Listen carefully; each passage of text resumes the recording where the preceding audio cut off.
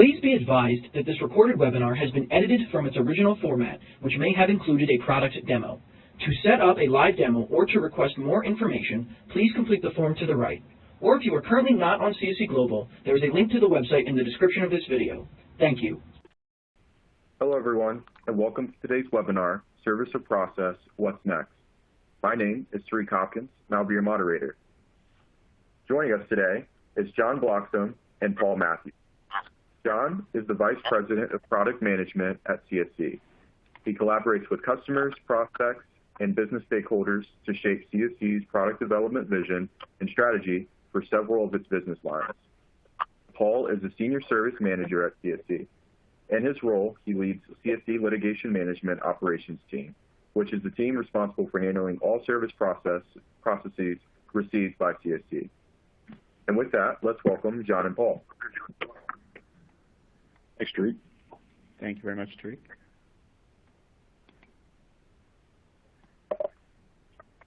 So before we dive in here, we'll just kind of give you a rough idea of what the agenda is, and then we're going to go right into the presentation.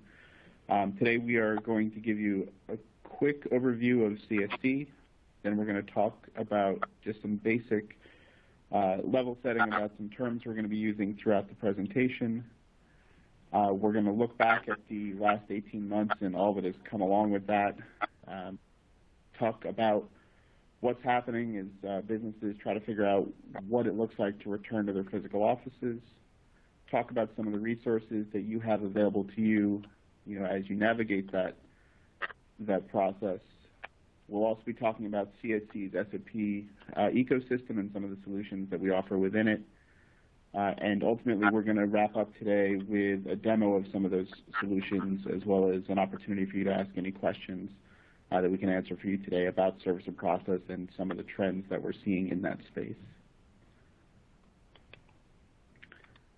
So CSC is a worldwide organization. We support more than 10,000 law firms, including most of the prominent firms in the United States. We are serving over 180,000 corporate customers throughout the world. We are offering services that help protect the 65% of the 100 best global brands, including 7 of the top 10. We're headquartered in Wilmington, Delaware, but we have offices worldwide. And we are currently serving more than 90% of the Fortune 500 with our services across these different business lines. Okay, so before we dive in further, there's a couple of terms that I'm going to be using frequently throughout our presentation today, and I want to make sure that we're all thinking of them in the same way. So service or process, or SOP, has a very strict textbook definition related to the delivery of notice to a party at the commencement of a legal action. We'll be using a slightly broader and more practical definition today, which will also include things like wage garnishments, subpoenas, and bankruptcy and foreclosure filings. And then another term that we'll use throughout the presentation is registered agent. I think while that term is familiar to most of you, just to, again, make sure we're all thinking of it in the same way, registered agent is an individual or business appointed within each jurisdiction to receive service or process on behalf of other entities that are qualified to do business in that state. So with that in mind, I'm going to take you all on a little bit of a journey, and likely it's a journey that you're all too familiar with. If you've ever had the joy of participating in a business continuity or disaster recovery exercise for your organization, you probably got to join in a tabletop walkthrough at some point where the person running the exercise presents you with a minor incident, and then you have to describe how you and your team would react to it and keep your world operational during that incident. Common practice in these exercises is to keep layering on new and different complications, effectively kicking out one leg of your chair at a time to find out the weaknesses and limits to your continuity plan. So the last year, most likely the last year and a half, has probably felt a lot like that. We start out with a basic scenario. One of your offices has to close temporarily because of a fast-spreading virus. Okay, now what if it turns out that it's affecting multiple locations? And it turns out it's not just your company, your customers and your vendors, they're also affected. Now it's nationwide, worldwide. Now the local governments need everyone to lock down in their homes for a few weeks. Then it turns into, it might be a little longer than that. We all realize things aren't going away quickly. Then we now layer in everyone has to wear masks, keep their distance from each other. You can't touch your groceries. The supply chains are now under stress, so we can't get basics like toilet paper. We have testing to detect the virus, but those tests are hard to come by at first. While this is happening, we all turn to everything is getting delivered to our homes. And that puts stress on some of the normal delivery mechanisms. So the mail isn't moving the way it should. It's not moving as fast or dependably as it has in the future. Now, if that's not enough, let's layer in wildfires, protests, civil unrest, supercharged political divide. Oh yeah, your kids are going to be attending school from your kitchen table. We have vaccines, but they're hard to get at first. Things start to look better for a while. We start to try to solve the problem of how we get everyone back to the office. Hotspots keep popping up. The trend lines keep changing shape. Not everyone is getting vaccinated. Not everyone is interested in getting vaccinated. Not everyone is interested in returning to the office. Are we having fun yet?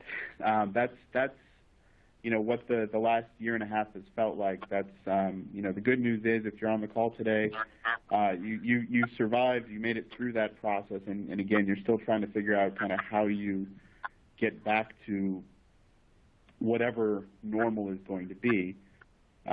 If this was an actual business continuity exercise, you would be staring daggers at the person running this session, probably bang your head on the table. And again, that is now our shared new normal. So now that we have that cheerful intro and background out of the way, we're going to take a collective deep breath and talk through some of the things that have happened in the service or process environment over the last year and a half. So as I mentioned in the previous slide, one of the things that was impacted during this time is just the simple delivery of mail. So in March 2020, most businesses sent all or some of their staff home, and then we realized that most of them wouldn't or couldn't come back to the office for the foreseeable future. We had to figure out how to make our temporary workarounds and our small contingents of work-from-home employees our new standard operating procedure. And we had to do it quickly, and we were trying to do it seamlessly. And then I think we all started to realize all the ways that we were dependent on some of those people sitting in physical offices.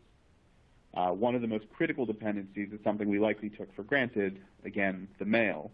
That thing that just kind of shows up every day, gets sorted, and then distributed throughout the office. It's one of the most basic things that happens in almost every office around the world, and it's something that is hard to do once your team and the team that handles that mail sorting and distribution are not located in the same place, or where some of that team can't even come into the office. So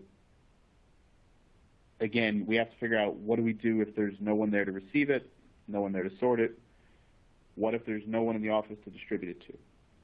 So when you find yourself in these situations, there's truly only a couple of different options. There's lots of nuance to these options, but at a high level, you can try to stop the mail from coming. At best, that's a temporary and limited solution and not something that most of us can realistically do.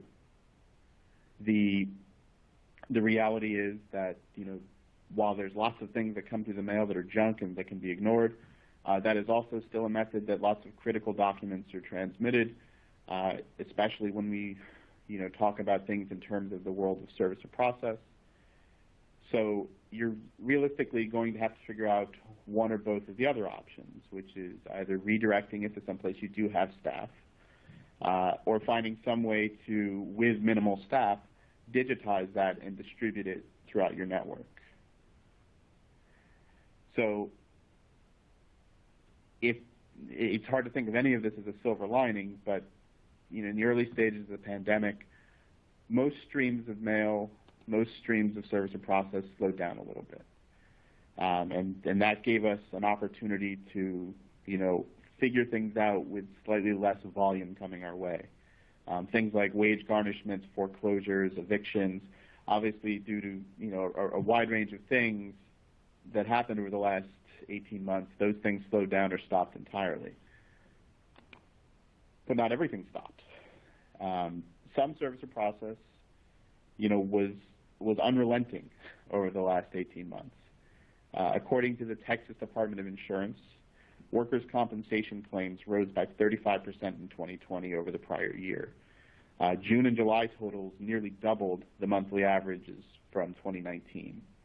And that trend was mirrored in nearly every state. According to a report that was generated by Littler Mendelson, since March 12, 2020, there have been 2,879 lawsuits, including 227 class actions, against employers due to alleged labor and employment violations related to the coronavirus. If you're in the healthcare, manufacturing, retail, or hospitality fields, or any of the fields that support those industries, you were more likely to have been on the receiving end of some of this increased volume that was a direct product of what was happening out in the world. In the last year, at the height of the pandemic, we also saw that the plaintiffs' bar got very creative and, quite frankly, very innovative.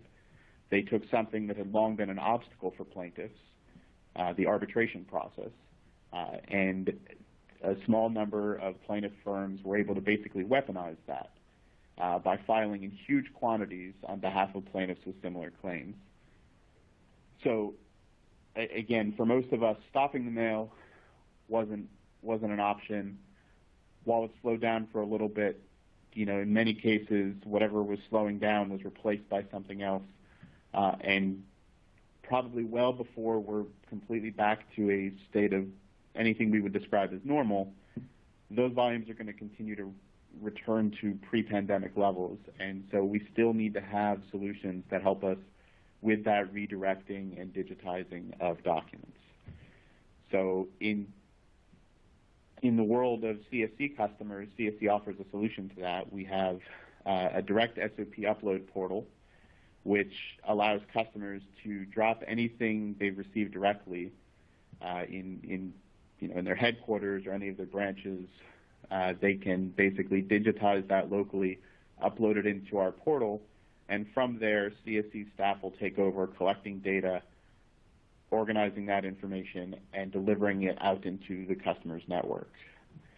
So in those cases, we can handle some of that distribution for you. Again, that presupposes that you've got at least a minimum staff on site to do that, to get those documents into a digital format.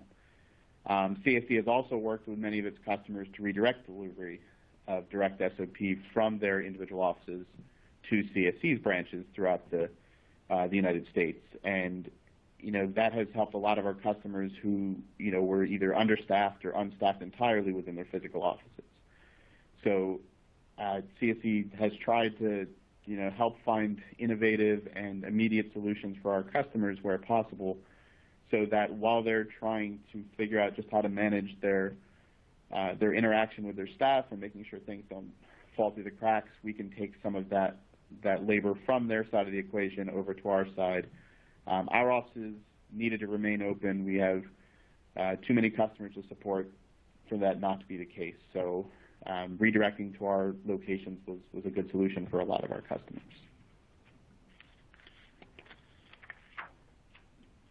So as we talked about, during the pandemic, most of us sent just about everyone home, and anyone left in the office might, at any time, have to leave immediately in quarantine for weeks due to actual or potential exposure to someone who had contracted the virus.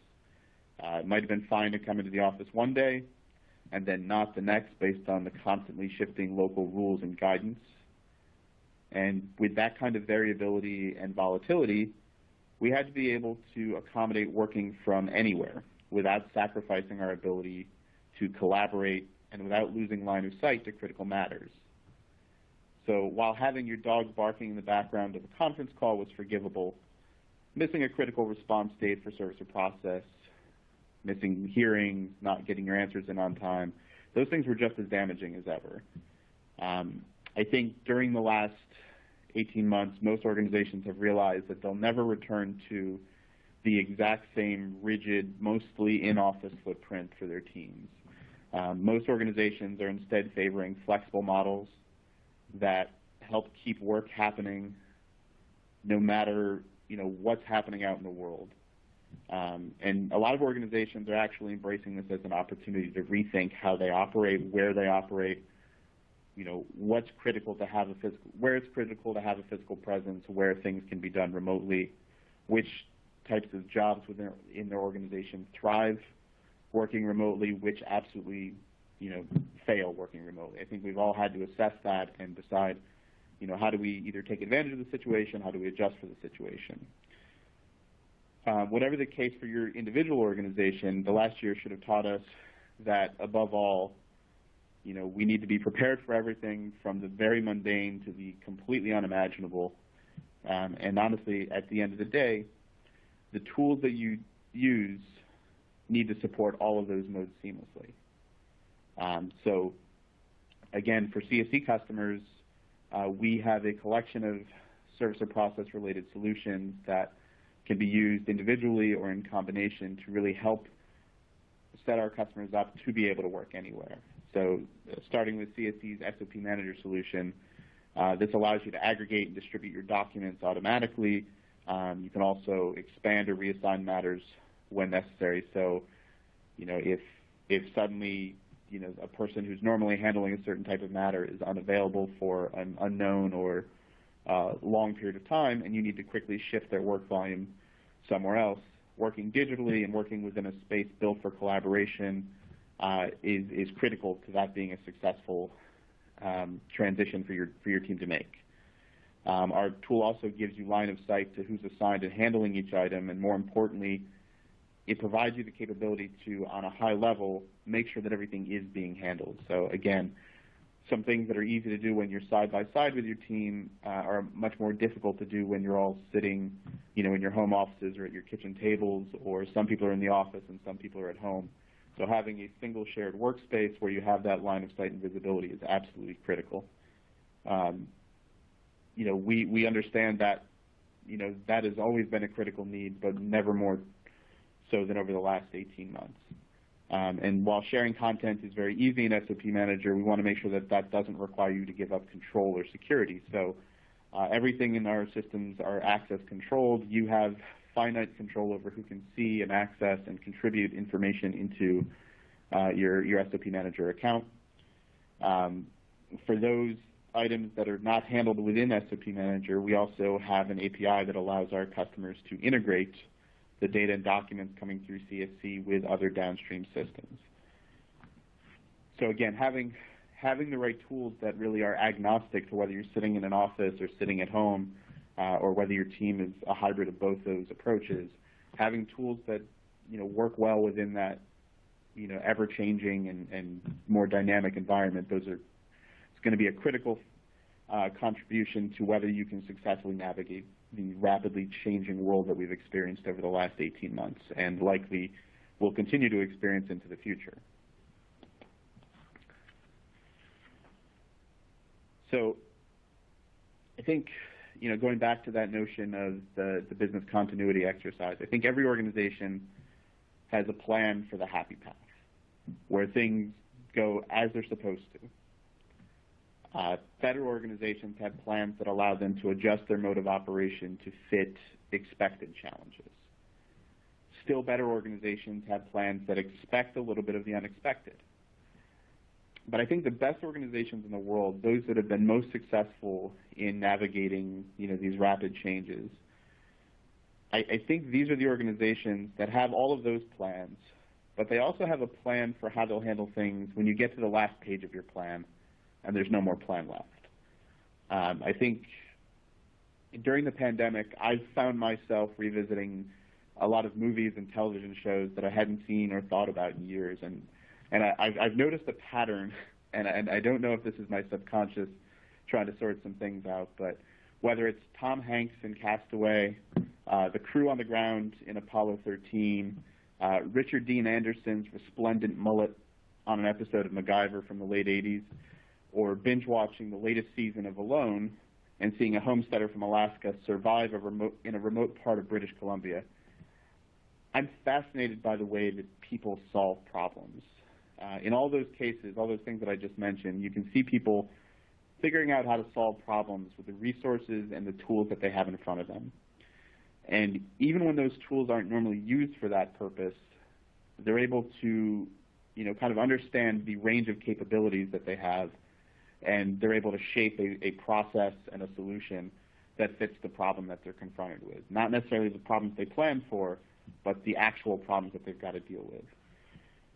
So in a business setting, when we talk about the tools that you have available to you, it generally comes down to three main categories. You've got your team, you've got the technology that your team uses, and you have the vendors that you choose to part with, so the sort of extension of your team.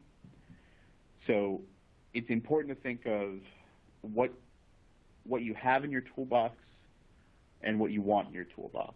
What kinds of tools will be the most useful to you? I think when I think of the right kind of team, the team that I want to surround me, I want them to be multi-skilled. I want them to be creative problem solvers, and I want them to care. I want them to be dedicated to the outcomes that we're aiming at.